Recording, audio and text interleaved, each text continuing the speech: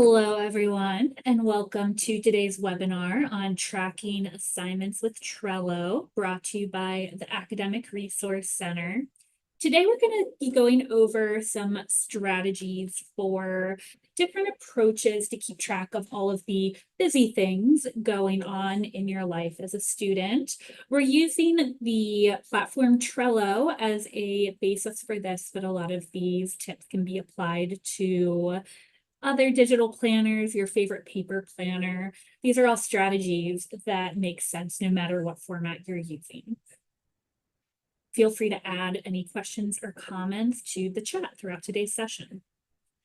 So what is Trello? This is a free online project management tool that is a take on Kanban boards, and it's the program that I'm on right now, and we're going to be on it for the whole session. If you're unfamiliar with Kanban boards, these are what I'm looking at now. It's the idea that you have different stages that you're working on a task, either what is kind of on your backlog, what you need to do, and then it's either something you need to do, something you're actively working on, or something you've completed.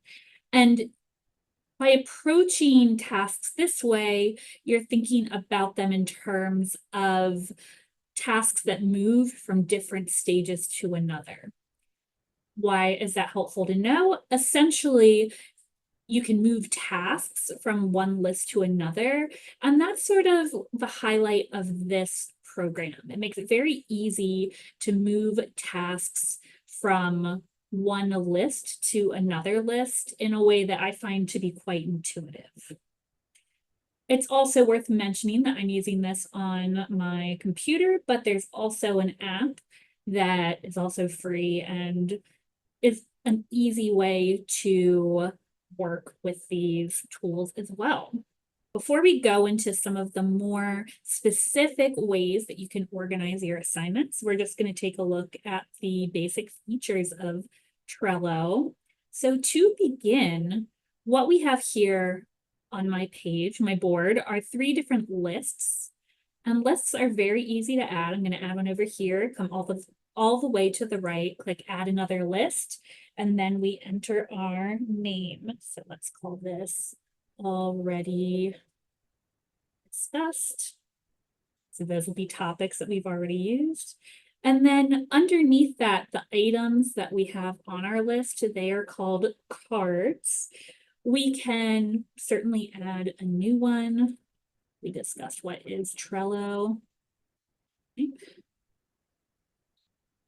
And in terms of cards, you can use them like so, where you're reading the text, or you can add more content here. So if I go into this, I can add dates, I can add attachments, I can add labels, and we'll go over a few of those that can be helpful for students. Or we can just look at the text here. But what is really great about this tool is how easy it is to move around both our lists. So I just moved our already discussed list just by clicking and holding, and also how easy it is to move items from list to list. So I just moved all my cards from using Trello's tools to already discussed. And that's kind of the crux of what makes this such a helpful platform. We are going to take a look at 3 main approaches of how to keep track of your assignments using this tool.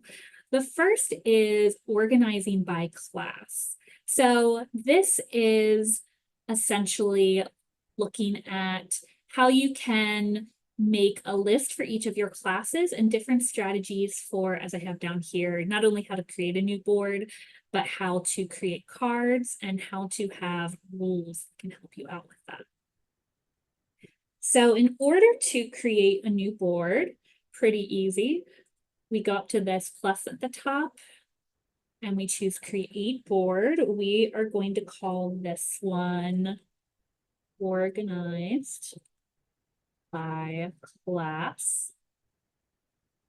And then we'll make this blue background. So we'll create. And then here's what my new board looks like. we're going to start by adding a list for 2 classes. We'll do Spanish first, and then bio is the other one I'm going to work on. There are a few different ways you can group assignments even by class. I think for maybe the instinct is to add things to a list by assignment. So maybe it makes a lot of sense to say, read chapter 1 for bio lab 1, bio lab 2, bio worksheet, and bio test 1. So that's kind of the intuitive way. It's easy as assignments come in, you can kind of just add them to this list. All you have to do is type, press enter. So it's really straightforward approach. But another way to do this more intentionally is to make 3 cards. And for Spanish, we'll say this is a Monday, Wednesday, Friday class. And you could say homework due Monday, homework due Wednesday, and homework due Friday. So with the bio list, we're just letting each card say what the assignment is. For the Spanish list, we are creating 3 cards that will stay here, and instead we will edit the content that is within the card.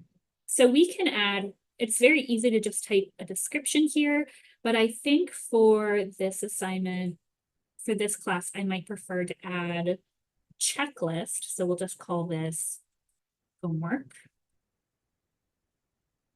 And then we can add items that have essentially boxes that we can tick off, and it will tell us how many tasks we have to do. So if we, for Monday, have to read chapter 2, complete worksheet, and maybe we also need to post on a discussion board. Each item has its own checkpoint, and then we can also add a deadline in a few different ways. So we can add here, add our due date, which for that we would need to upgrade it. We have a free account. So what we can do instead is add for the whole day when the deadline is by coming up here onto the upper right-hand list and clicking dates. So this will be due, I'm realizing this is Monday, the next Monday isn't going to be until the 9th. So we will save that. And then when we are finished and we go back to our main card, it can tell us the due date is September 9th, and it tells us there are 3 items that we need to complete. And because Monday usually comes first, but it's not next, Friday's next, I might even move this around because my next deadline is going to be Friday, then Wednesday, then Friday again, then Monday. So this is a great way to keep the same template and just sort of update the cards as needed day to day. For bio, if you prefer just being able to open up and kind of look at these visually, we can still add dates for these assignments. And there are other ways we can customize these as well. So I would definitely want to add a date for each of these. Read chapter 1 for bio. That's going to be my basic homework assignment due Tuesday. This is a Tuesday, Thursday class. We don't even have to open the cards. We can just click on it and click on edit dates and say that this is due the 3rd. And then if we're using the app or we have notifications set up, we can put a due date reminder. I'm going to say 1 day before, which is really great. Something else we can do with these cards is add labels, which will help me distinguish just in a quick visual sense between what is my day-to-day homework and what is maybe a bigger, more serious assignment like a test. So for this, I might just add, we have these colorful labels. This is just a normal homework assignment, so I might just make this blue, pretty relaxed color. And then we're gonna save it. So we have, I realize the whole background's blue, so I'm actually gonna change that to green. Nice, okay. And as you can see, you can add multiple labels. So we're going to also add different labels and different dates for these bigger assignments. The lab is maybe due in a week or so. We're going to have that reminder one day before. And this is like a little more important. So we're going to give this yellow. And then maybe for my test, we will make this like a red label because it's more serious. And I should also add a date for this. So if we add a date and we say the test is the 26th, we can save it. And then again, according to deadlines, we can move these around. So that way we can kind of add bigger assignments and keep them lingering here at the bottom, and then just move them around as needed. We can also create for each list. I mean, here we have options like copying this if we want to like recreate this for another class. We can do that, and it makes it very easy. We can always delete things by archiving them. But what I wanted to point out are some of the rules that you can add or ways that you can automate things. So, for example, if you go to create a rule, these are some of the rules that I have for one of my other lists that we'll look at in a moment. When a card is added to a certain list, you can add a specific label to it. For this, I could see doing every Monday, sort the list bio by due date in ascending order. So it can do some automatic sorting that can help create a little bit of order for you within this platform. So this is what it can look like to create your own board from this sense, but there's also quite a few templates that Trello has if you want to begin with a setup that someone else has already taken the work to create. One that stands out as being useful for this approach to organization is called Remote Class Template. So pretty much how we do this, we go up to the top and where we had create board, we can go to start with a template. And then at the bottom, we can click explore templates. Here we go. And then we have a bunch of different categories. I'm going to be highlighting a few of my favorites in here. For this one, it's under education, and it's the first one here, remote class template. So if we use this, you can take a look at them too before you use them. But if we're going to use our template and create this, here we go. We have our own template ready to use. For this, I like that it has essentially a card per week, and you can kind of add your tasks here in terms of what you need to do throughout a week. And you'll have to update the dates. It is no longer 2020, but these are already here. So if you want to create one weekly assignment list for each class, you could just copy this. You could say Spanish, create list. And then we'll have one for bio, one for Spanish. I also like that the template creates a separate spot for exams. So if you want to keep your major exams highlighted, you can do that so that they don't sneak by. So in terms of how you can find Trello, it's not provided specifically through Georgetown's website. It is available online. And again, it is free to use for a free account. So I'm putting the web address in the chat, but it's just trello.com. And you do need to make an account so that you can save all of this. But it's again, everything that I'm showing you is on the free plan. For free, you can create up to 10 boards. So you could create a separate board for each of your classes if needed. I'm not sure that these components that we're exploring will sync with Canvas. But I think some of if you see, we have a calendar view up in the corner, which is one of the premium options. So I think if you do upgrade to premium, then you can sync with Canvas in that way. We have on our YouTube video one of our shorts, and it shows you how to add Canvas to your Google Calendar. And that's a similar way to get a Canvas link to add to any calendar. So take a look at that on our YouTube page, which links from our webinar page, which is how you got here. So that is the first way that we're going to take a look at how to organize assignments, is this idea of organizing by class. The second way we're going to take a look is organizing by priority. This means just considering what's most important and what is least important, and how can you use this to delineate between those tasks.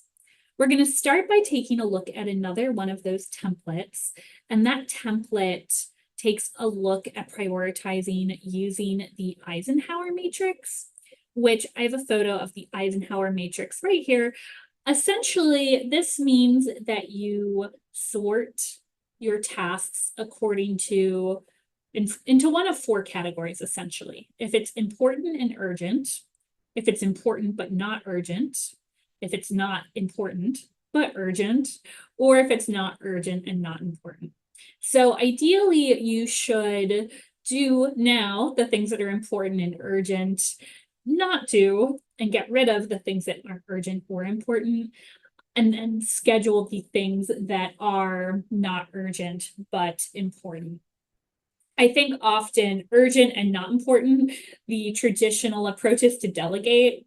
I would love to have a personal assistant to delegate to, but sometimes this may also mean cutting it out or scheduling it for later.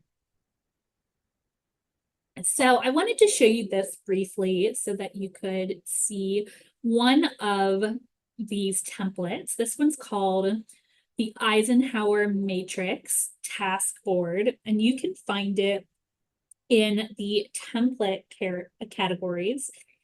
And here, this is essentially a card for each of these. We have important and urgent, important but less urgent, urgent but less important, and not important and not urgent, as well as completed.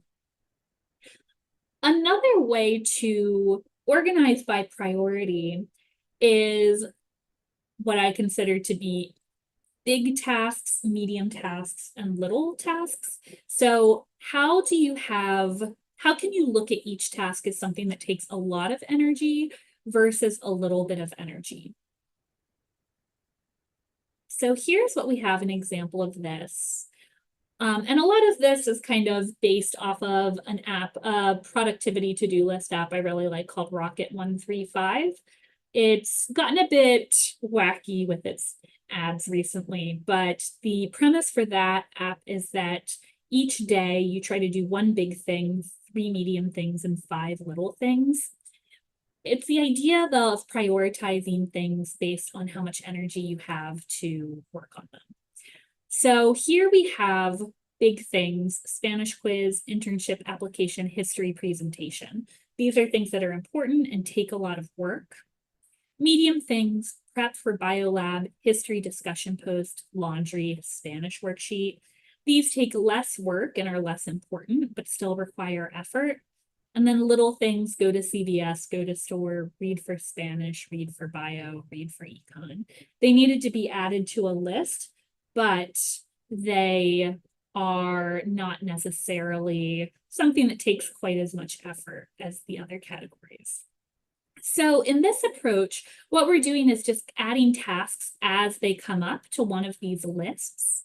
And then for each day, today's to-dos, we can add items to our list over here. I have dates on all of these, and they're totally out of order. The one that's coming up first is internship application, due tomorrow. Then I have a history presentation next week and a Spanish quiz the week after. So obviously the internship application I need to work on, and I can move that to my today's to-dos. Medium things, we have prep for biolab, history, post, laundry, Spanish worksheet. For this, I'm gonna try to add 2. We'll say laundry, and we'll do the discussion post. And then for little things, we have several. We're doing laundry, so we'll save other tasks for later. And I can even move this over to make it a little bit closer. And we'll say we're gonna read for Spanish, read for econ. So you can kind of craft a list based out of the amount of work it will take. I showed you this briefly before. You can create rules, and this is the page that I made these rules for.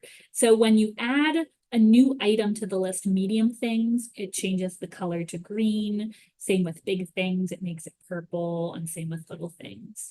So that's kind of lovely in that you can make sure that you're having that label without the added work of adding it every time you write something. So if a little thing is to cook dinner, it will then auto-populate with that label, which makes it a lot easier.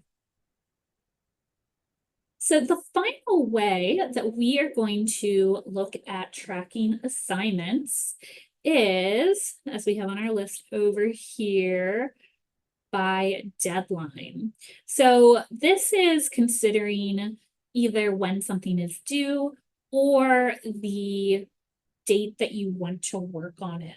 So I'll start by showing you a really excellent template that's in here that I would never have picked up for assignment tracking, but it's so great. And that is called 2020 Online Bullet Journal, Bujo, as it says. And what's great about this template, this is what it looks like when you add it. All of this stuff is already created, but it has a list for each week. And then each list has the days. So here's Sunday, Monday, Tuesday, Wednesday, Thursday, Friday. So you can just go in and we'll actually take a look at this one because it has 2 items. If we open the card, we have our checklist of things that need to be done that day, or alternately things that are due that day. So this is a very easy way to get started if you want a more in-depth way to track your assignments, because we have the days already here. You'll just need to update the dates a little bit to make sure they match September 2024. This is for 2020, as it said. But again, this is called 2020 Online Bullet Journal. So this is a more in-depth way to kind of approach this. One way to create your own list is, assignments by date, to sort of create it based on when you're working on different assignments instead of when they're due. So on this list that I've made here, I have one list at the front that I call major deadlines. And I always think this is a good idea no matter what assignment tracking system you're using, to highlight big assignments that require more work and that you should be aware of earlier rather than later. So that means tests, papers, presentations, anything that you will need a few weeks to work on. So for this, I have my first set of tests and papers for each of my classes. And what I've done is I've assigned a color label for each class. So yellow is for Spanish, green is for bio, purple is for ethics. So that just helps me visually understand what I need to do class-wise. And then what I have here in terms of cards is what I want to do that day. So Thursday to do, this is what I want to do with the rest of my day. I'm going to read over bio notes, read ethics for Friday, and read chapter 2 for government. I have ethics on Friday. If I don't get to read it, then I will move it over here to the Friday list, which I appreciate. So it makes it really easy to kind of restructure your to-do lists. I also have on here, orange is my non-academic, so I have orange for go to career center and meet a friend for a movie. And then Saturday and Sunday, I've also kind of structured according to what I need to do by class. But if things are feeling different, if I, get really into doing schoolwork and I don't want to do laundry, it's my econ reading over here. So that's again the crux of what I really appreciate about this tool is that it's pretty easy to customize and it's intuitive. But if you want to add more detail, you have those cards as well. So there are definitely a lot of options in terms of how you can approach this. I wanted to mention our next webinar is going to be next Wednesday, September 4th, setting up your phone as a productive workspace. We'll be going over how to make your phone less of a time suck and less of a procrastination instigator, and instead kind of how to set it up to help you be the best student you can be. But thank you so much for joining us today. If you found this to be a helpful webinar, we also have some on our YouTube page related to assignment tracking with Google Calendar, with OneNote, and with Notion, and just general without any programs. But if you have any questions, please feel free to add them to the chat. And have a great afternoon.